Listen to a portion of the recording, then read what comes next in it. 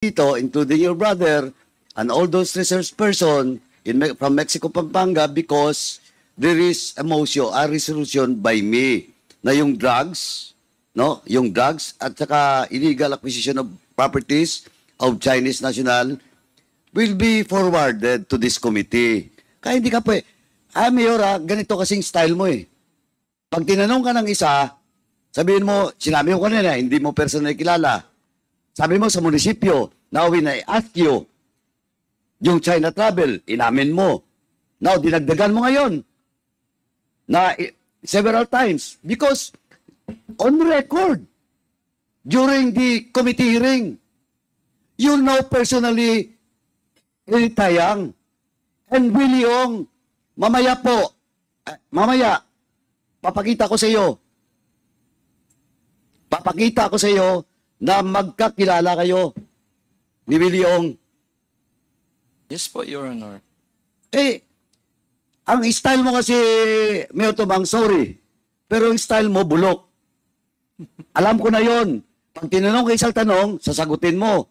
Pag tinanong ko isa, sasagutin mo. Better you were asked if you knew personally Willie Ong and Edith Tayang. That's why pinakontempt kita. Because you lied. Dito sa harap ng mga resource persons.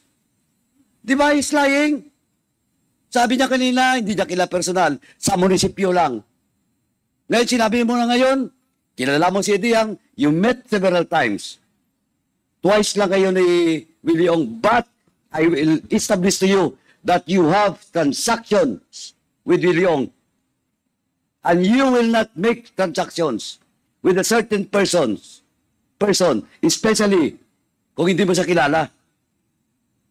And you're lying. Hindi pa tayo umabot doon sa proof ko.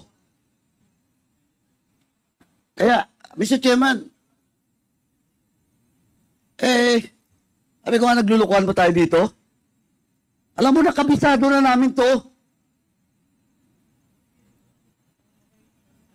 Nako, Mayor. Bigyan natin ng